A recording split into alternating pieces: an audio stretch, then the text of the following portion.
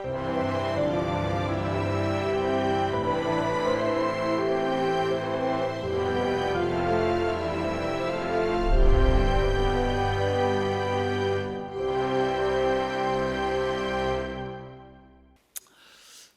우리 대강절을 보내고 있는데 성탄절을 다시 한번 생각해 보면 이 성탄절은 교회에만 성도들에게만 영향을 끼친 것이 아니라 우리 지구의 인류 역사에 성탄절은 정말 너무너무 중요한 그 역할을 했어요.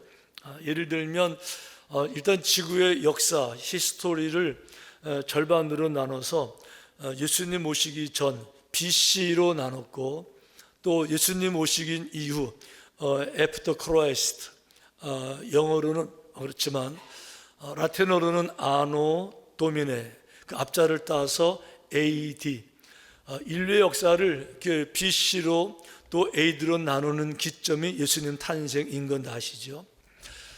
그보다 중요한 것은 예수님이 땅에 오심으로 말미암아서 성경을 기반으로 한 윤리 도덕이 만들어지고 로마의 국교가 기독교가 되면서 성경 중심의 나라가 되고, 이것이 고스란히 유럽으로 가게 되면서 유럽의 문화 속에서 인권, 사랑, 자비, 인간의 본분을 다하는 그런 문화가 형성되면서 이게 미국으로 오고 미국을 통해 전 세계로 퍼져나가는, 그러니까 이 지구상에 인간의 존엄성, 인간의 사랑, 자비, 긍휼, 이런 정신적 토대를 만들어 놓은 것도 결국은 예수님 오시면서 가능해진 거. 아멘. 이렇잖아요. 자, 그런데 이렇게 놀라운 일들이 우연히 됐을까? 절대 그렇지 않죠. 예수님의 탄생과 맞물려서 탄생이 잘 진행될 수 있게 성탄이 되기까지의 있었던 믿음의 사람들이 몇 사람 있었었는데, 바로 지난주에 우리 마리아 생각했어요.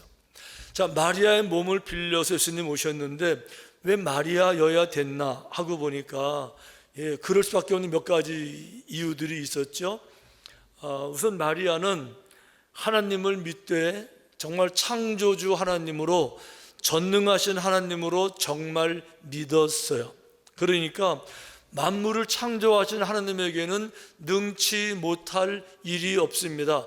내가 남자를 알지 못해도 내가 성령으로 말미암아 내가 잉태가 될 수 있고 자녀를 낳을 수 있습니다를 마리아는 정말 믿었어요. 그리고 그 믿음의 바탕 위에 믿음대로 된 거죠. 그리고 하나님의 거룩한 일들을 이룰 수만 있으면 나를 주님께 드려서 내가 힘들고 어렵고 억울하고 고통을 당하고, 이거는 중요한 개념이 아니고 주님의 일을 이룰 수만 있으면 주여 내가 여기 있사오니 나를 사용해 주시고 나를 보내주시고 나를 써주시고 주님의 영광을 위한 거라 그러면 내 모든 삶을 드려도 정말 기쁘겠습니다. 이게 마리아의 고백이었죠. 이런 마리아를 통해서 결국은 예수님 오시게 됐는데, 자, 또 한 사람, 오늘 너무 중요한 사람이 있어요. 요셉입니다. 자, 왜 요셉이 중요한가 하면 이 마리아의 믿음이, 희생이, 헌신이 아무리 귀했어도 요셉이 판단을 잘못하고 행동을 잘못했으면 마리아는 아기를 낳지 못하고 죽었어요. 그런데 이 요셉의 판단이, 요셉의 행동이 너무 귀하고 너무 믿음의 바탕 위에 서 있고 하나님을 사랑하는 사람들의 특징이 요셉에게 다 나타나 있죠. 이러고 보니까 요셉이 어떤 사람일까 하고 보니까 성경에서는 요셉은 의로움의 표준을 보인 사람이다, 이렇게 소개하고 있어요. 오늘 본문에 요셉 소개 이렇게 되어 있죠. 그의 남편 요셉은 의로운 사람이라. 자, 요셉은 의로운 사람이라고 얘기를 해요. 이제 그런데 우리는 이 의로운 사람에 대해서 착각을 하는 경우가 있어요. 진짜 의로운 사람이 있는가 하면 의롭다고 스스로 착각하는 이런 사람들이 있는데, 요셉은 정말 성경에 말하는 의로운 사람이에요. 그리고 이제 그 의로운 사람이라는 증거를 그 다음에 이어서 이렇게 소개하는데 사실은 앞뒤가 안 맞는 문장으로 되어져 있어요. 자, 보세요. 그의 남편 요셉은 의로운 사람이라, 여긴 이해가 됐는데 이어지는 말씀, 그를 드러내지 아니하고 가만히 끊고자 하여. 요 문맥이요, 전반부 후반부가 잘 매칭이 안 돼요. 왜 그런가 하면 우리가 생각하는 의로운 사람은 뭔가 하면 의로우니까, 공의를 추구하니까, 의롭지 않은 것을 폭로하고, 의롭지 않은 것을 까발리고 그걸 드러내서 그 불의를 공격하고 책망하고 척결하는 이런 사람들을 의로운 줄 알았는데, 오늘 요셉을 보니까 누군가의 불의를 드러내지 않고, 이게 이제 마리아 얘기하는 거잖아요. 자, 마리아의 객관적으로는 불의예요. 왜 그런가 하면 지금 약혼을 이미 했거든요. 약혼을 했는데도 불구하고 다른 남자를 만나서 임신한 걸로 겉으로 드러나니까 겉으로는 불의잖아요. 그런데 이 불의를 드러내지 않고, 명분은 많아요. 왜 그런가 하면 이 사회를 깨끗하게 지키기 위해서, 가정들을 올바로 지키기 위해서, 가정을 지키지 못한 음란한 이 여성을 책망하고 징계하는 것, 이게 의로운 사람이 할 일이라고 생각이 될 만한데, 오늘 본문 보니까 그렇게 안 하고 있는 거예요. 여러분, 그 이스라엘의 그 약혼 결혼 개념은 저희랑은 좀 달라요. 우리는 그냥 약혼은 약식이고 결혼이 오리지널 결혼식, 이게 이제 우리의 개념인데 이스라엘은 달라요. 약혼이 오리지널 결혼식이에요. 그 약혼이 일종의 정혼이고 결혼은 세레모니, 파티만 남겨있는 이런 개념이거든요. 이제 그래서 약혼만 해도 벌써 남편, 아내라고 부르는데, 오늘 본문도 보세요. 그의 남편 요셉은, 남편이라고 소개해요. 아직 결혼 안 했는데, 하지만 그 시대 문화는요, 결혼했다는 거예요 벌써. 그런데도 불구하고 다른 남자를 만나서 임신을 했다.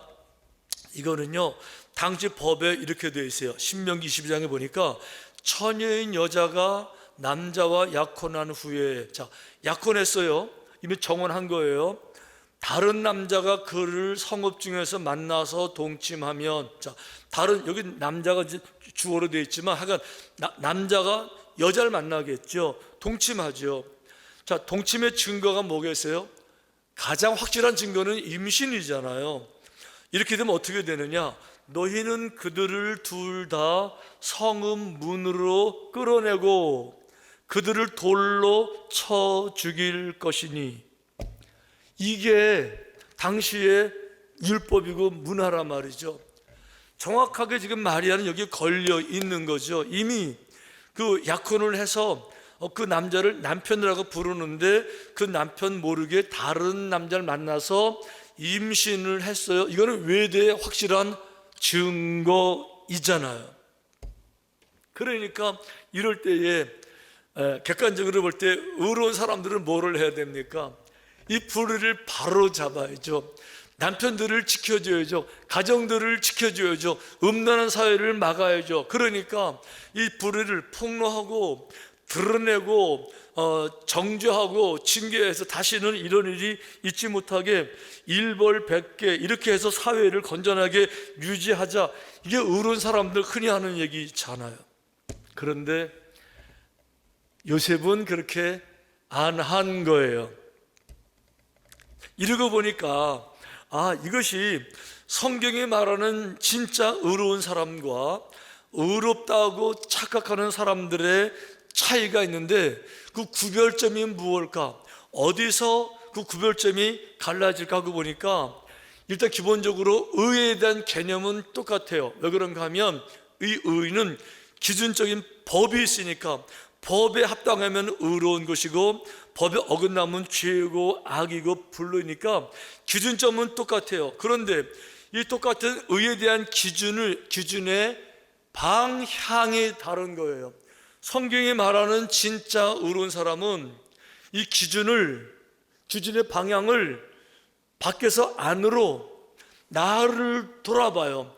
이 기준의 방향, 이 의의 거울을 비추어서 내 얼굴을 돌아보고 내 마음을 돌아보고 내 삶을 돌아보고 우리 가정을 돌아보고 항상 의의 방향이 밖에서 안으로 나를 돌아보는데 의가 사용이 돼요. 이런 분들은 의롭다고 말하는 거죠. 그런데 의롭다고 착각하는 사람들은 의의 방향을 내가 아니라 안에서 밖으로 한 번도 나를 의를 통해서 돌아본다든지 나를 성찰하는 이런 과정이 아니라 이거를 의의 방향을 밖으로 돌려서 늘 다른 사람들을 비추어서 이분은 이게 틀렸고 저분은 저게 잘못됐고 이게 잘못됐고 이게 잘못됐고 비난하고 정죄하고 드러내고 찾아내고 공격하면서 의롭다고 생각을 하죠. 근데 그거는 의로운 것이 아니라 좀 가혹하게 말씀을 드린다 그러면 어리석은 거고 부족한 거고 조금 더 나가면 가증한 거예요. 자, 여러분 잘 아시는 윤동주의 시, 서시 이렇게 되어 있어요. 죽는 날까지 하늘을 우러러 한 점 부끄러움이 없기를. 그러니까 죽을 때까지 하늘을 우러러서 하느님 앞에서 양심에 가척되는 거, 내가 알고 짓고 모르고 짓는 모든 죄들, 아무도 몰라도 내 양심이 나를 고백하는 이런 모든 것들이 진짜 한 점도 없기를 정말 노력했어요. 그래서 잎새에 이는 바람에도 나는 괴로워했다. 잎새가 바람에 막 흔들릴 정도의 큰 충격, 그런 죄가 아니에요.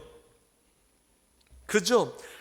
미풍, 이 잎새가 살짝 흔들릴까 말까 그 정도의 살짝 건드리는 양심조차도 내가 견디지를 못해서, 양심의 가책, 아주 작은 시시한 죄 같아도 양심의 가책으로 다가가는 모든 것들에 대해서 내가 너무 괴로워서 나를 지키려고 노력했습니다. 이게 성경이 말하는 의예요. 그런데 세상 사람들은 그렇게 하지 않아요. 세상 사람들은 자기들의 죄는 다 감추어요. 마치 죄가 없는 것처럼. 그리고는 온갖 죄를 다 폭로, 드러내서 고발장, 그리고 정죄, 비판, 그런 사람들 성경에 나오죠. 똑같은 케이스입니다. 한 여인이 역시 가늠하다 걸렸어요. 사람들이, 의로운 사람들이, 소위 말하면 의로운 사람들이 양쪽 손에 돌멩이를 들고 모였습니다. 그리고 흥분해서 이거는 이 여인을 저도 죽여야 돼요. 그래야만 다시는 이런 일이 안 생기고 이 사회가 건전한 사회가 되고 가정들이 지켜지게 되고 자녀들이 바로 자라날 수 있으니 이 불의에 대해서 이건 징계해야 됩니다. 양손에 돌을 들고 모였을 때 사람들은 그들 모두가 의로운 사람들인 줄 알았었어요. 그런데 주님께서 말씀하셨어요. 너희들 가운데 죄 없는 자가 먼저 돌로 치라. 죄 없는 자가 먼저 돌로 치라. 이 말을 듣고 사람들이 자기들 죄를 돌아보기 시작했는데 차마 내가 돌을 던질 수 없어서, 그제서야 제정신 들었고 그제서야 내가 나를 돌아보니까 차마 돌을 던질 수 없어서 돌들 다 내려놓고 다 떠나가고 한 명도 안 남았더라. 성경이 말해주고 있잖아요. 오늘 이 요셉은 객관적으로 볼 때는 이거 폭로해서 다시는 이런 문제가 생기지 않게 사회도 지키고 가정도 지켜야 되고 명분은 많았는데 그렇게 안 하고 누군가의 실수, 이렇게 생각한 거죠. 내가 모르는 특별한 사정이 있겠지. 내가 다 할 수는 없는 거니까 내가 모르는 특별한 문제가 있겠지. 이렇게 이해하고 이거를 가만히 덮으려고 하는 것. 이런 요셉의 모습을 보면서 성경은 그는 의로운 사람이라고 정의를 내리고 저희들에게 그 문장으로 설명해 주고 있는 것이죠. 요셉은 의로운 사람이라서, 의로우니까 폭로한다고요, 고발한다고요, 비판한다고요, 모든 사람들에게 알린다고요, 의로운 게 창피해 준다고요. 그거 아니고 누군가의 허물을 덮으려고 했더라. 아멘. 여러분, 그렇다 그러면 전 이번 성탄절을 보내면서 여러분들에게 이 질문도 한번 하고 싶어요. 이 성탄절을 보내면서 특별히 요셉의 이야기를 들으시면서 이 성탄의 계절에 여러분들이 특별히 덮어드려야 될 그분은 누구십니까? 여러분들이 특별히 덮어야 될 누군가의 실수는 무엇입니까? 얼른 생각해 보세요. 얼른 여러분들 주변에 얼굴들을 그려보십시오. 그거 폭로하고, 그거 투서 쓰고, 그거 민원 놓고, 그거 까발리고, 그거 소문내고, 그러면서 의롭다고 착각하고 그러는 거 말고, 이번 성탄절 기왕이라는 말씀을 들었을 때 여러분들이 감춰줘야 될, 드러나지 않게 보호해야 될 그 누군가의 그 실수는 무엇입니까? 덮어주시기를 축원합니다. 덧나지 않게 바보처럼 가정스럽게 어렵다고 말하면서 폭로하지 않게 의의 방향을, 의의 거울을 자신에게 비춰볼 수 있다 그러면, 와, 그게 지혜예요. 그게 은혜고, 그게 정직이고, 하나님은 그런 분들을 사랑하시고 찾으시고 축복하실 줄로 믿습니다. 자, 또 한 가지, 두 번째, 요셉의 믿음을 보면 요셉은 하나님의 특별한 음성을 들은 사람이에요. 자, 요셉이 처음 소식 들었을 때 나리아가 임신했대, 배가 불렀대. 와, 이게 얼마나 황당한 얘기예요. 나랑 약혼 정혼을 했는데 내가 지금 그 아내하고 동침한 적이 없는데 임신했대. 여러분, 그 배신감을 어떻게 표현해요? 그 분노, 억울함, 와, 이거 지금 모멸감, 뒤통수 맞는 것처럼 이 충격, 정말 얼마나 그 마음이 고민이 되겠어요. 그럼에도 불구하고 덮기로 내가 모르는 사정이 있겠지, 그녀에게 고통이 가지 아니하게 그냥 가만히 내가 끊으면 되지, 이러고 그날 밤 잠을 잤는데, 보세요, 이 일을 생각할 때에 주의 사자가 현몽하여 이르되. 자, 주의 사자가 몽은요 꿈몽자예요. 꿈에 사자가 현실적으로 나타났다, 이런 얘기죠. 다른 말로 말하면 하나님이 저 멀리 우주 밖에 계시는 나와 관계없는 남남이 아니라 그 하나님이 한 개인 인간에게 현몽하셔서 창조주 하나님의 뜻을, 그분의 섭리를, 그분이 원하는 일들을 알게 하시는 드디어 커뮤니케이션, 이 교통이 시작됐는데 당사자가 누구냐? 요셉이라는 거예요. 자, 다른 말로 말해 볼게요. 창조주 하나님이 누군가에게 당신의 뜻을 알게 하시는 것, 우린 그거를 계시라고 부르는데, 이 신학적으로 생각하면 계시는 너무너무 중요한 의미가 있어요. 왜 그런가 하면 하나님을 깨달아 아는 것은 모든 신앙 생활들은요, 이 성경이 있기 전에 더 중요한 거, 계시가 있어야만이 가능해요. 계시가 없으면 신앙은 아예 불가능해요. 그래서 계시는 무엇이냐? 계시라고 하는 것은 하나님은 창조주, 신, 그분은 신의 세계예요. 우리는 피조물, 신이 아니다, 그런 뜻이에요. 신이 아는 존재들은 신의 세계에 대해서 알 방법이 전혀 없어요. 왜? 차원 자체가 아예 다르기 때문에. 그러니까 물과 기름은 섞이지 않듯이 물은 항상 아래만 있고 기름은 저 위에 떠요. 그러다 보니까 물에 있는 사람들은 기름 위에 올라가 본 적도 없고 무슨 일이 벌어지 알 방법도 없는데, 그럼에도 불구하고 이 기름 위에서 신의 세계에서 신들은 이렇다, 신의 모습은 이런 거라고 신의 능력을 가지고 저 아래 피조된 피조물들에게 당신을 조금씩 빛을 비추어서 보여주시는 것, 이게 바로 계시라고 하는 거예요. 그렇기 때문에 모든 피조물들은, 인간들은 하나님의 계시가 없으면 하나님 누군지를 도저히 알 방법이 없습니다.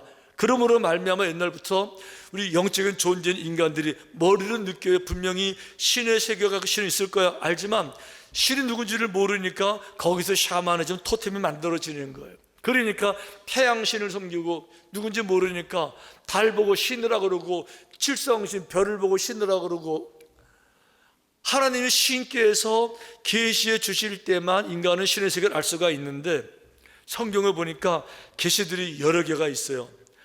가장 많이 나오는 건 기본적으로 일반 계시, 만물을 보면 신의 솜씨, 신의 의미, 신의 능력을 알 수 있다.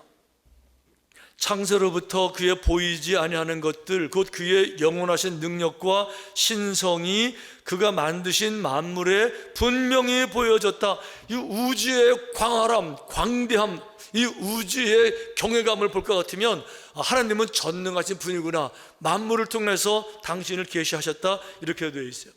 두 번째 계시는요, 성경 말씀을 말하는 거죠. 성경 말씀은 하나님의 계시를 다 적어 놓은 거예요. 그래서 성경을 읽으면 하나님은 거룩하신 하나님이구나, 여기에 그렇게 계시하셨으니까 하나님은 전능하신 하나님이시구나, 하나님은 영원하신 하나님이시구나, 하나님은 사랑의 하나님이시구나, 하나님은 거룩하신 하나님, 죄를 책망하시는 하나님이시구나, 성경을 통해서 창조주 하나님을 알 수가 있어요. 세 번째는 나타난 계시가 있다, 이렇게 말을 해요. 나타난 계시라는 말은 뭔가 하면 현실적으로 그동안은 안 보였는데 가까이 다가와서 우리 눈에 확 나타나서 그분을 통해만 하나님을 볼 수가 있는 거죠. 예를 들어 말하면 과학이 좋아지면서 지금 우리는 망원경, 이 카메라를 너무 잘 만들어요. 그래서 옛날 카메라 가지고는 너무 멀어서 안 보여요. 하지만 지금은 카메라가 좋아서 확대해서 가까이 잡아서 탁 찍으니까 잘 안 보이던 것이 눈으로 확 보이게 되면서 가깝게 보이는 것처럼 바로 예수님이 그렇단 말씀이세요. 말씀이 육신이 되어 우리 가운데 거하심에 우리가 그의 영광을 보니 아버지의 독생자의 영광이요 은혜와 진리가 충만하더라. 그동안 말씀, 영어로 로고스, 근본을 말하는 것, 근본이 안 보였었어요. 그런데 근본이 육신이 되어서 우리 눈에 보이게끔 가까이 다가오신 거예요. 그 예수님을 바라보니까 그 속에 창조주 하나님이 다 보이시는 거죠. 독생자의 영광이고 은혜와 진리가 충만해요. 진리 그 자체예요. 예수님 뭐라고 말씀하셨어요? 나를 봤으면은 하나님을 본 것이다. 할렐루야. 이게 바로 나타난 계시라는 거죠. 그런데 네 번째 계시가 있어요. 특별 계시예요. 이 특별 계시는 어느 퍼스널리 하나님이 특별한 목적을 가지고 개인에게 당신의 뜻을 알려주시는 계시, 이걸 바로 특별 계시라고 부르는데 오늘 요셉이 그 계시를 받은 거예요. 그래서 마리아가 임신한 것은 이 부정적인 방법이 아니라 성령으로 잉태된 것 알려줬어요. 이 계시를 받고 나니까 이해가 됐죠. 어떻게 했습니까? 마리아를 버린 것이 아니라 당장 가서 데리고 와서 안전하게 보호하고 안전하게 자녀를 낳고 잘 길러서 그 사명을 감당케 한 줄로 믿습니다. 우리가 잘 부르는 찬양 가운데서 주여 지난밤 내 꿈에 배웠으니 그 꿈 이루어 주옵소서. 그 꿈도 사모하고 그 꿈이 이루어지기를 또 사모하는 거예요. 밤과 아침에 계시로 보여주사 항상 은혜를 주옵소서. 주여 밤에도 내게 계시를 보여주시고 잘 때죠. 아침은 잠을 깼을 때니까 환상 중에 기도할 때 성경을 읽을 때 계시를 내게 보여주셔서 항상 내가 그 은혜 가운데 거하게 주옵소서. 이게 계시를 사모하는, 정말 사모하는 그런 마음이 깃들어진 이런 찬양이에요. 그리고 나의 놀라운 꿈 정녕 남의 끼는 장차 큰 은혜 받을 편이, 이 꿈이 왜 놀라워요? 헛된 꿈이 아니라 하나님이 이루어 주시겠다고 내가 먼저 환상으로 꿈으로 이상 중에 보여주셨으니까 그 내가 보여준 이 꿈을 가지고 그 위에 내 인생을 설계하고 내 꿈을, 새로운 꿈을 꾸었으니까 시작이 뭐예요? 하나님의 계시. 그러니까 반드시 이게 내가 은혜를 받을 것이고 이 꿈이 이루어질 줄로 믿습니다. 이게 뭡니까? 신앙인들의 정상적인 보편적인 자세를 말하는 거예요. 하나님을 정말 믿는 사람들은요, 이 계시를 사모하시는 거예요. 주여 내게 말씀하십시오. 자, 듣기를 원하나이다. 보여주세요. 들려주세요. 듣기를, 보기를 원하나이다. 원하고 또 원하고 그대로 행하기를 원하나이다. 이번 성탄절에 이런 믿음이 회복되시기를 축원합니다.